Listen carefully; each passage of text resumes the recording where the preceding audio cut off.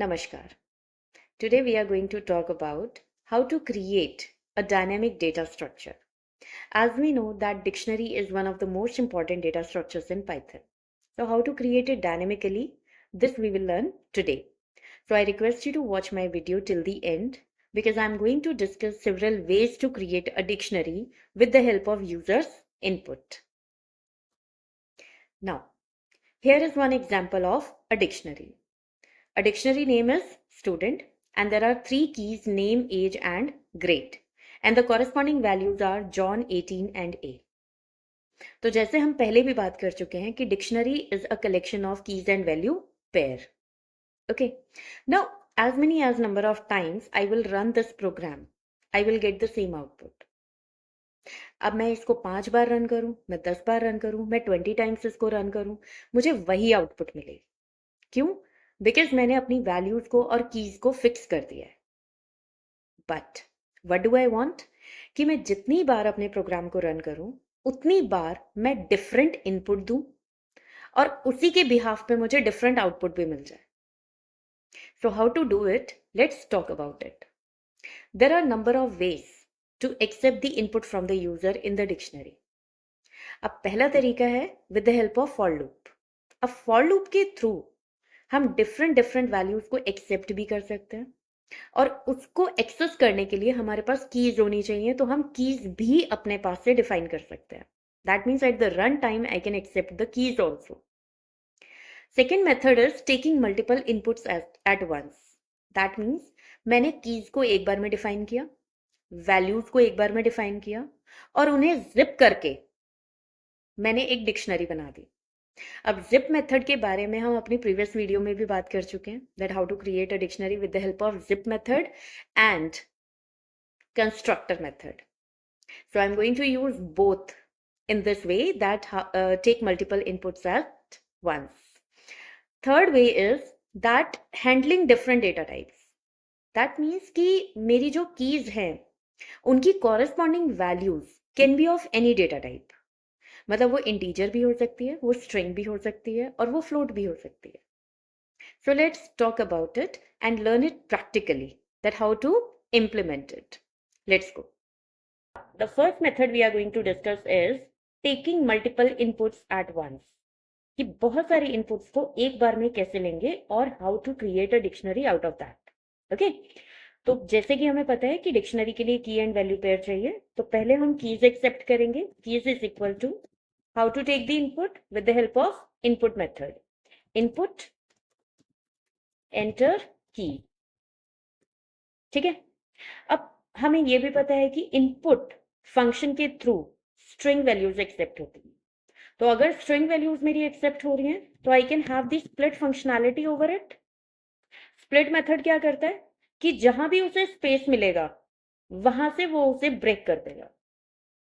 तो हम इनपुट्स को, जो भी हम इनपुट लेंगे कीज के अंदर, उनको हम स्पेस के थ्रू एक्सेप्ट करेंगे. ठीक है. और स्प्लिट मेथड क्या करेगा, उस स्पेस से उसको ब्रेक कर देगा जिससे वो मेरी एक इनपुट मल्टीपल इनपुट्स में कन्वर्ट हो जाएगी. Okay, I'll show you the output, that how to go about it. Let's say values is equal to, again we are going to accept the input, enter value. Okay, and the same procedure we are going to implement here also, split functionality. अब keys भी आ गई हैं, values भी आ गई हैं. अब हम बनाते हैं एक user dictionary. Okay, is equal to, मैंने लिया डिक्ट, इसके अंदर मैंने किया जिप. अब जिप फंक्शन के अंदर मैंने कीज और वैल्यूज को बाइंड कर दिया, ज्वाइन कर दिया, जिप कर दिया. अब वो जिप क्या करेगा, डिक्ट कंस्ट्रक्टर उस जिप को डिक्शनरी में कन्वर्ट कर देगा. ठीक है. And then we are going to print the user dictionary. So let's run it. How does it work? Enter the keys. Okay, अब मैंने कीज ली, for example 1 space, as I told you कि हम space लेंगे values के बीच में. 1 space 2 space 3. Let's say 3 values, 3 keys only I am going to accept. अब values हम क्या लेंगे, पहले हमने लिया ABC, फिर हमने लिया PQR and then MNO. Okay, press enter. My dictionary is ready. When I accepted the key, so I accepted in the form of integers, but it has been considered as string because I only use the input method. I did not convert my input into the integer.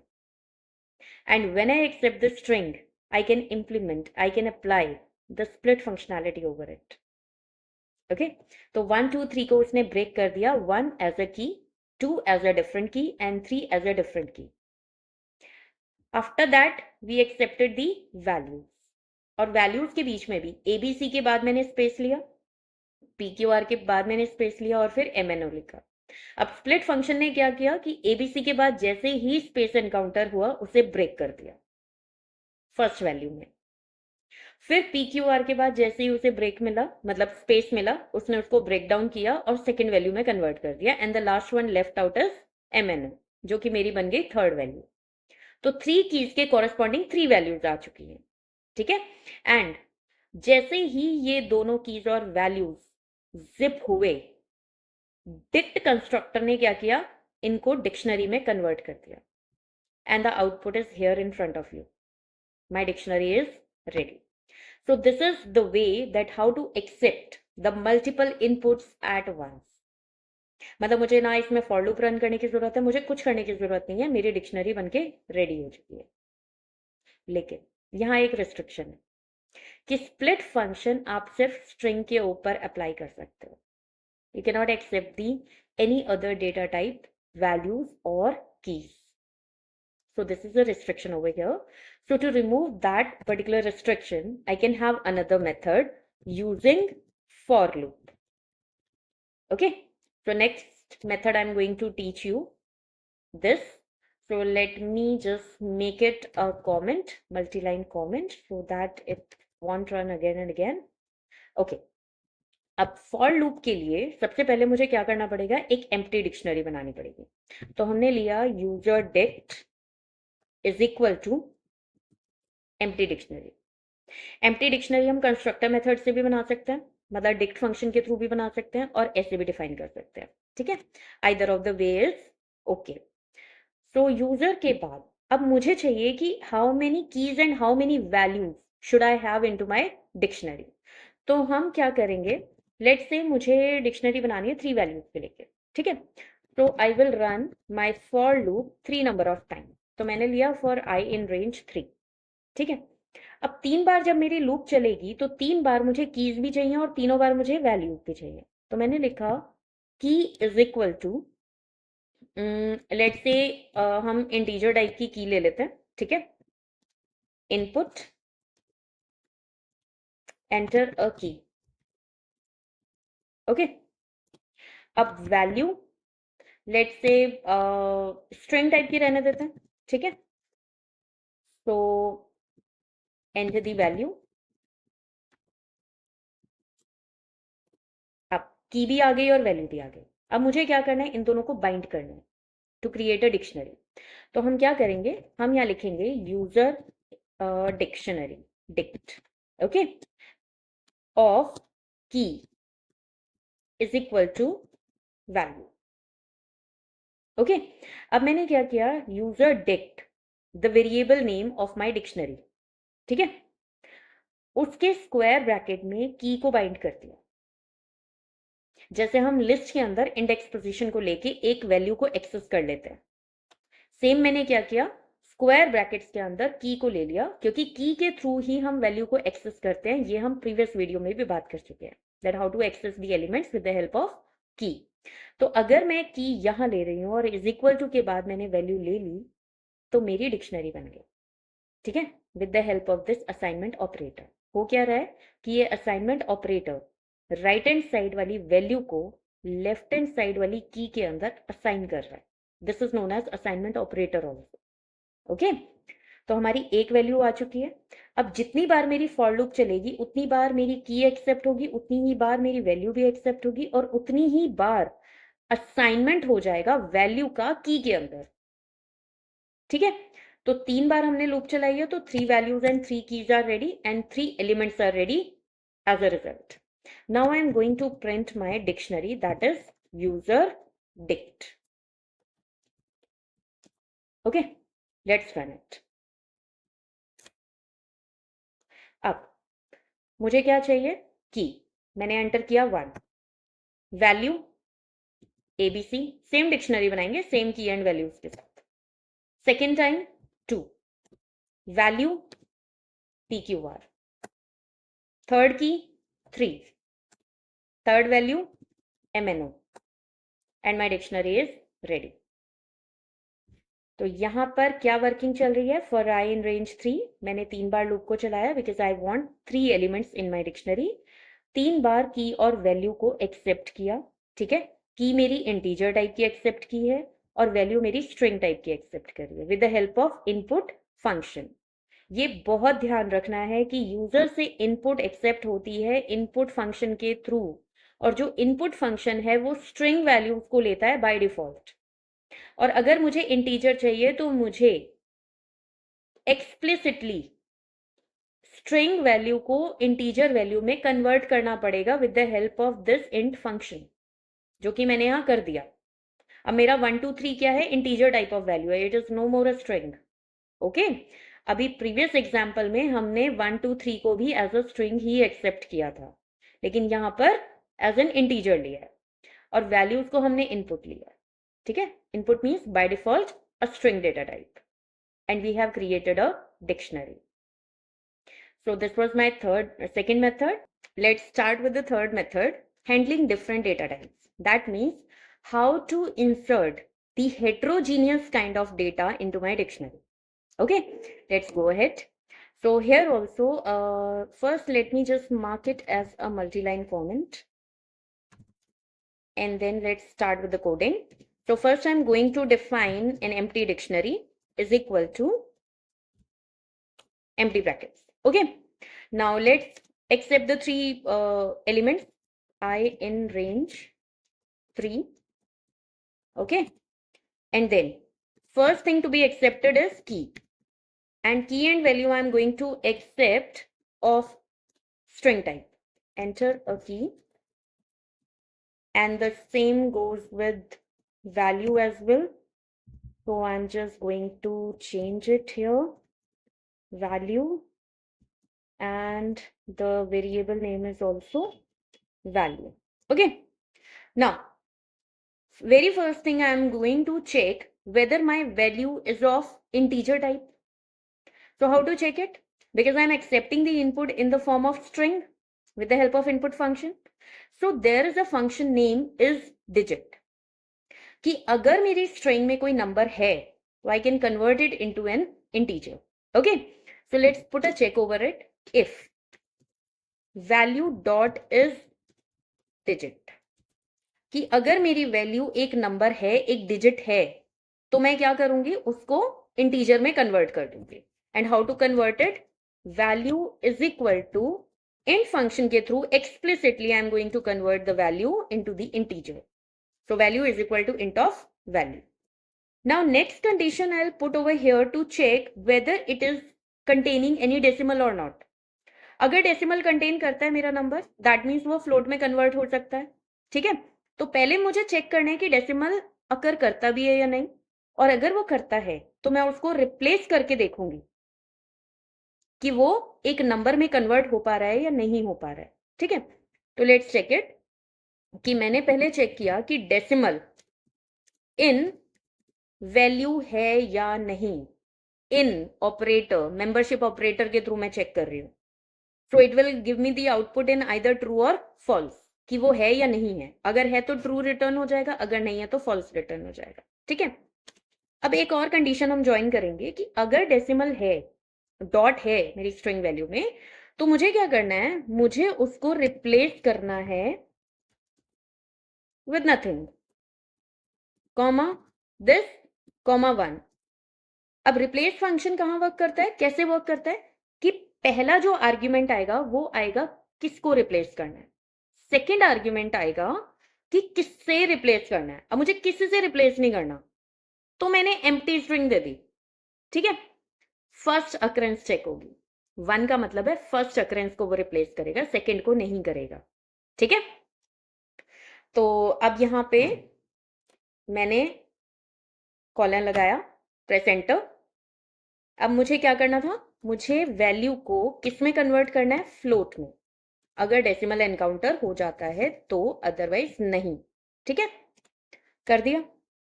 अब हम dictionary का first element create करने जा रहे हैं, और कैसे करते हैं, ऐसे, यूजर डिक्ट ब्रैकेट में key is equal to value. That means value को मैंने असाइनमेंट ऑपरेटर के थ्रू की के अंदर असाइन कर दिया है, मेरा एलिमेंट रेडी हो गया डिक्शनरी का। अब 3 नंबर ऑफ टाइम्स जब मेरी रूल लूप चलेगी तो 3 एलिमेंट मेरे जाके रेडी हो जाएंगे। ठीक है, फाइनली हम डिक्शनरी को करते हैं प्रिंट, यूजर डिक्ट। ओके, तो एक बार दोबारा से मैं रिकैप करती हूँ इसका, कि मैंने 3 बार लूप को चलाया, की और वैल्यू दोनों एंटर किए, ठीक है, ऑफ स्ट्रिंग टाइप। अब मैंने चेक किया कि अगर मेरी वैल्यू मतलब नंबर टाइप की है तो मैंने उसको इंटीजर में कन्वर्ट कर दिया, और अगर मेरी वैल्यू के अंदर, स्ट्रिंग के अंदर डेसिमल आता है और डेसिमल रिप्लेस हो जाता है फॉर द फर्स्ट अकरेंस, मतलब दोबारा उसमें कोई डेसिमल नहीं है, तो वो भी मेरा एक इंटीजर बन चुका है। ठीक है, मैंने रिप्लेस कर दिया उसको, रिप्लेस करके मैंने उसको एक इंटीजर फॉर्म में कन्वर्ट किया है, नंबर फॉर्म में कन्वर्ट किया है। ठीक है, तो अगर वो नंबर फॉर्म में कन्वर्ट हो गया है तो हम बाद में उसको क्या करेंगे, फ्लोट में इजीली कन्वर्ट कर सकते हैं। ठीक है, और फिर हमने अपना एलिमेंट बनाया, और फिर फाइनली जाके डिक्शनरी को प्रिंट कर दिया। अब इसको रन करते हैं, let's check it. Enter a की 1। ठीक है, वैल्यू हम दे देते हैं कोई भी, 45 दे दी। ठीक है, ताकि वो नंबर कंसिडर हो और इंटीजर में कन्वर्ट हो जाए। सेकेंड वैल्यू हमने ली, हम यहाँ ले लेते हैं डिक्शनरी। ठीक है, स्ट्रिंग टाइप वैल्यू रहने देते हैं। थर्ड की हमने एक्सेप्ट करी, और उसके अंदर हम कोई भी एक फ्लोट वैल्यू डाल देते हैं। ठीक है, एंटर किया। अब मेरी तीनों कीज के अंदर 3 डिफरेंट डेटा टाइप की वैल्यू स्टोर हो चुकी हैं। ठीक है, नाउ यू कैन चेक कि जो मेरा 45 आया है उसके ऊपर सिंगल कोट्स नहीं है। सिंगल कोट्स नहीं होने का मतलब है that value has been already converted into the integer form. Dictionary के ऊपर सिंगल कोट्स हैं, that means this is still a string value. 67.89 भी सिंगल कोट्स में नहीं आ रहा है, दैट मीन्स ये भी कन्वर्ट हो चुका है। अब हम ऊपर जाके अगर देखें तो मेरी जितनी भी वैल्यूज थी वो सारी पहले स्ट्रिंग टाइप की थी। ठीक है, अब अगर मैं यहाँ पे इसको दोबारा रन करूं, फॉर एग्जाम्पल मैंने ये सब हटा दिया। ठीक है, मैंने कोई कन्वर्जन नहीं किया। अब मैं दोबारा आपको प्रोग्राम को रन करके दिखाती हूँ कि मेरा जो नंबर है वो इंटीजर में कन्वर्ट नहीं होगा और उस पर सिंगल कोट्स आएंगे। ठीक है, लेट्स चेक इट आउट। एक बार दोबारा रन करते हैं, की मैंने यहाँ पे ली, लेट्स 1। ठीक है, सेम वैल्यूज लेंगे, 45 की 2 डिक्शनरी। ठीक है, की 3, और क्या वैल्यू थी हमारी, 67.89। अब आप देखो 67.89 के ऊपर भी सिंगल कोट्स आए हैं, क्योंकि कोई कन्वर्जन हुआ ही नहीं मेरे कोड के अंदर। ठीक है, और 45 के ऊपर भी सिंगल कोट्स आए हैं, it is still a string value.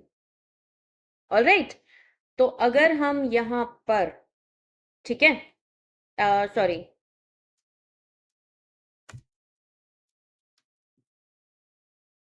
अगर हम कन्वर्जन यहां फॉलो करते हैं, ठीक है, तो हमारी डेटा टाइप कन्वर्ट हो जाती है एक्सप्लिसिटली, और मेरा हेट्रोजीनियस फॉर्म में डिक्शनरी बन जाती है। So this is the third method, that how to handle different data types into one single dictionary. So this method also we can follow, और the way we accepted the values here in the for loop, कि हमने पहले ही fix कर दिया कि integer होना चाहिए और सेकेंड वैल्यू मेरी स्ट्रिंग होनी चाहिए, हम वो भी कर सकते हैं। लेकिन फिर इसमें हम थोड़ी सी एक रिस्ट्रिक्शन लगा देते हैं कि जो मेरी वैल्यू है वो स्ट्रिंग टाइप की ही एक्सेप्ट होंगी, 3 नंबर, तीनों बार। ठीक है, लेकिन इस केस में क्या होगा कि जितनी भी बार मैं वैल्यू को एक्सेप्ट कर रही हूँ उतनी बार मैं उसकी डेटा टाइप चेंज कर सकती हूँ, because I have put up a condition over there. So I hope the concepts are clear to you. So if you have any doubt, if you have any query, do comment in the comment section. And if you like my video, if you like my explanation, if you have understood all the concepts, do like and share. That's enough for the day. Thank you so much.